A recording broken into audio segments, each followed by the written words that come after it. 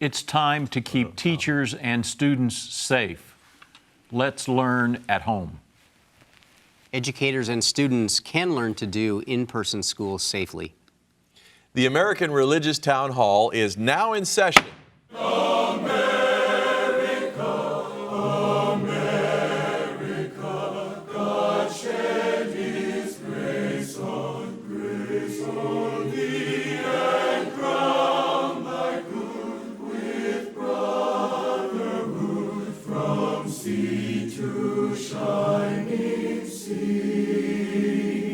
Welcome, friends, to the American Religious Town Hall meeting, where the discussion of religious, political, and social issues is meant to promote the cause of religious freedom and to help us better understand each other.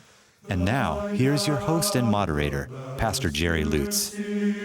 Welcome to the American Religious Town Hall. I'm James Weingartner, in for Pastor Lutz, and we're doing this during the COVID, so we've got a limited panel, and that means we get to hear a little bit more and a little more deeply from the panelists that we have. Our panelists are good and well-educated people, and they know their faiths, and we're really looking forward to hearing from them today on our subject about education. So I'd like them to introduce themselves, and we'll begin to my right. Thank you. My name is Bishop Michael Olson, and I am the Bishop of the Roman Catholic Diocese of Fort Worth, Texas. My name is Canon John Peterson. I am an Episcopal priest, and I am canonically resident of the Diocese of Washington, D.C. I'm Tom Plumbley. I'm a minister in the Christian Church Disciples of Christ. I serve as senior minister at First Christian Church, Fort Worth, Texas. Hi, I'm Carl TROVALL. I'm professor of ethics and history at Concordia University in Austin, Texas. Our subject today is going to address some interesting points about education during the COVID experience. A USA Today article this summer was entitled, "This is Hell. Parents and Kids Hate Online Learning, but they could face more of it." According to Aaron Richards, the author of the article, a majority of parents would like a return to school for their children, but many are planning for extended home-based learning. There are many charter schools specializing in home-based or distance learning. The statistics are not encouraging. The charter schools study defended their performance by pointing out that the target population for such experimental education is primarily underperforming public school students. For generations, American parents have overwhelmingly delegated the daytime care and education of their children to the school system. At-home education impacts parents' schedules and requires much more involvement in their children's education. For some parents, this may be an inconvenience, and for others, it may be impossible. Device and internet access is not universal. This digital gap is multiplied by the uneven quality of parental resources for educational support. Many parents are attempting to pressure school systems, both public and private, to resume in-person education. Others fear escalating infections if students are funneled back into social intimacy before the pandemic is resolved. We'd like for our panelists to address these questions. Number one, should students be kept apart for the foreseeable future? On the other hand, should we undertake the risk of resocialization? Two, how can faith-based institutions respond to the inability of some schools to reopen? And three, how can congregations support families under-equipped for the potential hybrid education system? And we'll begin our discussion with Tom. Thank you. This is a quandary for every school district, literally every school district in this nation. And I suppose in other nations as well. And it's a quandary for every family that has school-age children, from preschool really through college. What do we do? How do we respond faithfully, helpfully, in a socially responsible manner to this grave threat of the continuation of the COVID virus? The thing is not over. I trust that There will be a difference in the statistics nationwide and in this community in which we are and in the community in which you live. There will be a difference between what's going on right now as we are speaking about this program, and by the time the program is processed and presented to you, there will be differences. Things will have changed, but I can rest assured that this virus will not have gone away by the time you see this. This is a pernicious sort of animal, critter, and it has the potential, once it's been through a community, to come back through that community multiple times. And families need to take that into consideration for the health of those who are school age, for the health of educators, and the health of anybody that is going to come into contact with your school age children. I know it's difficult. The digital gap must be addressed, but I think can be addressed. There are nonprofits right now that are springing up. Some of them religious organizations, and some of them secular organizations. Ran across 2 or 3 just as I was doing some quick study to prepare for the program. closingthegap.com or something like that. closingthedigitalgap.com is another one. Just examples of organizations that are trying to help us get to the place where all children have internet access and all children have the equipment at home, or the ability to get to equipment that can allow them to learn online. It's the same issue that each of us faces as religious leaders in our congregations, about when to open and how to open and how many people to allow when we open. I have 5 grandchildren. They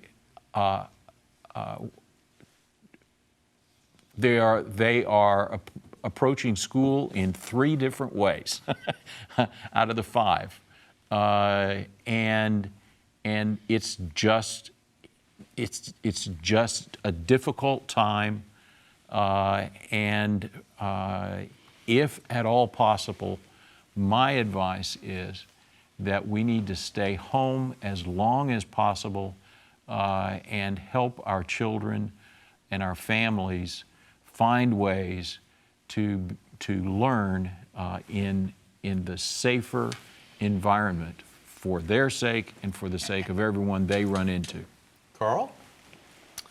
Thank you, Tom. I appreciate you laying everything out as you did. It is extremely complicated.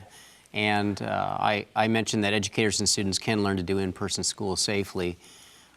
You mentioned your grandchildren in 3 different ways. Honestly, I think that that's the reality, is that each school district, depending upon the criteria and the standards that they've set up, need to establish what those patterns are given their own community. Communities are going to look very different, I hate to say it, but in wealth, in capability of being able to stay home, technological access, food insecurity. There's so many factors that play into whether it'd be better for kids to go to school in person in some limited form or in some unique pattern, or to stay at home. I get concerned about parents and children being at home. I know rates of abuse have skyrocketed as everyone's been quarantined and in the house. That's not to suggest that parents are all abusing their children, but But they are. but they are, yes. The food inattention, I think that one argument, well, let me say at the very beginning, I think that every school district should probably have really clear guidelines about what they're doing and when they're doing it based on the health and the COVID situation of that particular community, so that there's a path that parents can see and understand why we're moving to this, that it isn't just arbitrary political decisions being made, but there's some logic for why it is in that particular community. So I'm teaching at the university level, and what we decided to do was we found that parents wanted their kids to go back to college. And to college. Not everyone, and so we're trying to accommodate both those students who stay away from the classroom and those who are in the classroom. So we're doing what we call a high flex, where we're teaching both online and in person at the same time. Some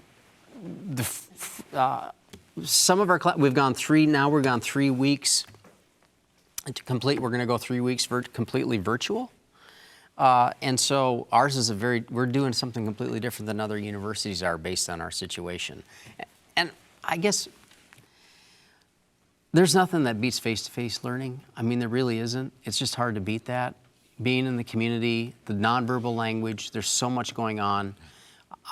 The younger the child, the harder it is for me to see that it can be done well virtually. I mean, it's a challenge at a college level, but at least there are ways that you can engage. I think the other piece that you kind of touched on was if you have a community that really has a bad infrastructure technologically, I mean, essentially you're not going to have education happening there at all, and it's a challenging situation. I don't have an easy answer, but everyone's got to stay home or everyone's got to go to school. I can't go there. It's got to be very unique to each group. But safety is paramount. Michael? Thank you both. I think it's certainly not a one-size-fits-all situation. I mean, and it's going to be measured by community access to the internet. It's going to be measured by the spread of COVID, and it's going to be a constant moving target that's going to require reevaluation. I think some things that have been, if you will, maybe brought to the surface that were always there, but of which so many of us were unaware, it's just the amount of parenting the school itself does in our contemporary situation, good, bad, or indifferent. I mean, one of the chief things that public schools especially have had to address are things like hot meals programs. Yeah. And, many children don't get a hot meal unless they're at school for breakfast and for lunch. And how are they distributed? I think there's another issue to talk about the time sensitivity of education, and that is developmentally, you have certain windows for teaching certain things, especially in the earlier years. And I know what teachers have been saying, especially in the primary grades, are the importance of not wearing masks in the sense so that children can pick up on the nonverbal aspects of education, facial expressions, things like that, which are very important at the earlier stages of development. And of course, the questions of online bandwidth, et cetera. There's the political questions like teachers' unions and the legitimate rights of teachers as employees, but then also the political ramifications that come with that. I think also, something that is ever mindful is that really, parents are the chief and primary educators of their children. And I think our situation and our system that we've had has, if maybe just by just a general, centrifugal force, has moved that away because of single parents, the poverty, all of the things that affect it. And I think if we need to address something, it has to be the issues of the family and the issues of access for parents in learning how to teach their children. And I think that's part of the reason I think parents have felt this undue pressure. Besides the pressures of employment, there's also the pressure of how do they learn how do I teach them? Then finally, also, frankly, there's been the experience where many parents have, for the first time, seen what the curriculum is of their children. And they've been either unsatisfied with what they're seeing or shocked at what they're seeing or encouraged. And so I think all of these things requires us to have pretty much a flexible and mixed system that involves both safe in-person education with a contingency plan for exclusive online if there should be an outbreak, or a mixture of both. I don't think education will remain the same after this. Agreed. Nor should it. Agreed, John. Thank you. This is a tough subject, and one size does not fit all, for sure. In preparation for this, I went to the Michigan State University's College of Education. I've been quite impressed with their work and analysis and the good information that they've been giving to us on different television interviews that they've had. And they argue that research on, that education online can, and underline the word can, actually be performed better than in a classroom situation. However, it has to be done right. And boy, there are a lot of caveats in that statement. And they argue that the best online learning combines these elements. One, a student can go at his own pace. Two, on their own time. And that they are able to think deeply and critically about the subject matter, combined with students going online at the same time and interacting with other students. Now, that's the ideal.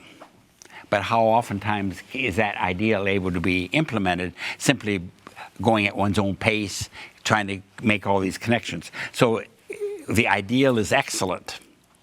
But the question and the reality might be something very different. The downside is that this is just lots of hard work to be able to organize and get something like this structured, not only on the part of the teacher, but that the teacher has to be qualified to be able to do something like that, as well as on the responsibility of the student. Educators simply cannot go to a photocopy machine and run off 15 pages of something and send it out and expect it to have any impact whatsoever. And so this is certainly one of the things. And once again, one size does not fit all. My major concern about this is simply the economics and the frightening situations that we have in this country. 17% of students nationwide lack a computer at home. 17%. 18% lack broadband internet access. And low-income families and families of color are especially likely to be without these resources. And the question is, how can you have an educational process of online learning if 18% of your population does not have proper internet service? In Wyoming, they're in pretty good shape. They only have 3% who lack internet and 14% that lack broadband, in contrast to Washington, D.C., where it's 19% no internet and 34% with no broadband. So it's really a very difficult situation. And the economic divide, of course, then just becomes that much greater. And after the COVID, you're going to have a greater divide than what you even have now. And what we have now is bad, but as a result of the lack of education, it's going to even be made worse. So we really have a tough position on our hands. And the question is, after COVID, how are you going to try to bridge those gaps? And that is a job for an educator like you to tell us. Well, thank you. You're Yes. more than welcome. And, we hardly at all talked about the other problem, and that is that the same people who are lacking these resources are the ones where both parents really do have to go out all day to work. Yeah. And at what age should they be leaving the children alone all day at home? With or without the video. So Yep, exactly. these are important questions, and we appreciate everybody thinking about them, and we have some educator here, so this is good. An educator here. Let's go now to our break, and we'll be back in just a moment. We hope you are enjoying today's program. If you would like to learn more about the American Religious Town Hall, please visit our website at americanreligious.org. That's americanreligious.org. There you can read about the mission and history of the program, learn about the Town Hall estates, and view past programs by clicking the appropriate menu buttons.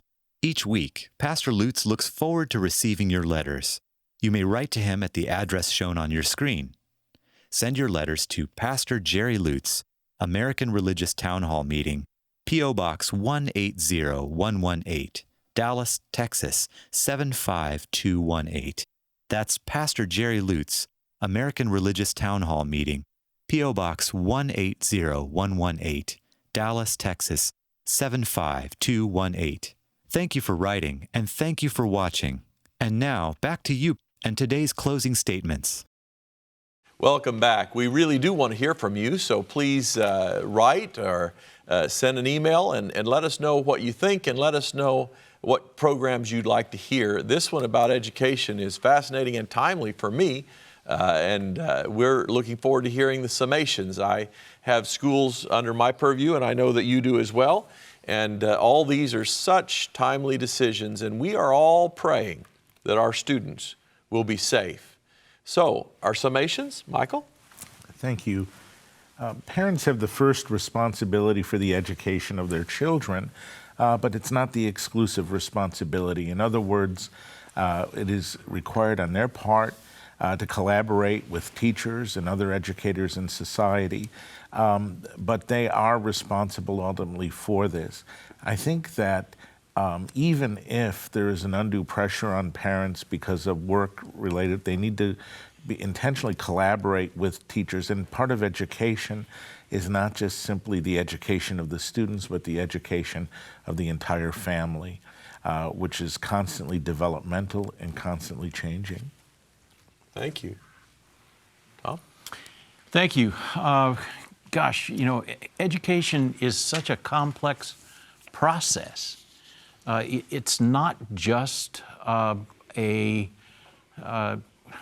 thing that you can get, unfortunately, by watching something. Education really does take a village to raise a child, to rear a child. Consequently, you know, there's a lot more that goes into a child learning something than just being exposed to a particular curriculum material. So much of it has to do with the real caring training that our teachers have, and we are missing out on that. Parents, some do a great job of filling in. Some have are discovering some real talents that they have, but others simply are unable or unwilling to provide that other piece that goes beyond the academic curriculum. It's the personal stuff, and we got to find a way to do it, because, as I said at the very beginning, this critter's not going to go away soon, and we're going to be living with it for a while. Carl? I think this time, is difficult and challenging as it is, also presents an opportunity, and I think that maybe parents all of a sudden have a deeper appreciation for what teachers do. And I think teachers might also have found in themselves, amidst their frustration, that they have deeper resources and ability to teach than they ever thought before. I certainly have, as I've worked online. It's like it's like being in my first year of teaching. It's like I'm trying to figure it out, and it's exciting, and I want to keep a positive attitude. You mentioned something too, Tom, that I heard there's a difference between teaching and learning. There was a comic strip that had a kid who said, "I taught my dog to whistle," and then the next comic strip, the next section says, but I haven't heard him whistle at all. And he says, I don't know if he learned anything, but I taught him to whistle. And, I think that's the other thing that we have to understand, and I hope both parents and teachers, that just because we go through information and say things doesn't mean that someone's learning it. That it is a complex task, and learning is at the heart of it. So I hope this gives us an opportunity to rethink that and to take this education even more seriously than it's been taken before. And I guess I'll just stop there. I got a lot I could say. John? I wish that we had been reversed, because I am going to speak about some more needs that we have instead of that positive way in which you left us out. Because I think that for many people, they simply do not have homes that are advantageous for multi-generational families to be able to use the televisions and the different digital tools that most likely they don't have. Many families live in a single room with other family members as well, and sometimes two families in one room. And how can education take place, in a situation like that? I think that sometimes we are talking about an economic status of families that can afford what we're talking about. Yeah. But you get down to the place that a person can't afford any of the digital equipment, and the point that and I'll end on that, the point that you made at the very end, parents have to work, and leaving children home all day, that's in a possibility, or certainly not a good situation. Prescription for disaster, perhaps. Yes, it is. All right. Well, we thank you all, and we thank you for your input. And those of you who have schools, we're going to be praying for your schools. We wish you could be with us in person, but this is online learning, and we enjoy what we can do for you. The charter of the American Religious Town Hall provides that Roman Catholics, Protestants, Jews, educators, and others may appear on this program and can declare their beliefs without hesitancy. The rest of the members of the panel will uphold and guarantee that American right to all who will appear, irrespective of race or creed, so that the rest of the world can see that here in America we believe in civil and religious freedom, not only in theory, but in reality. And now, friends, until next week at the same time and over the very same channel, the American Religious Town Hall meeting stands adjourned. May the God of all of us bless all of you.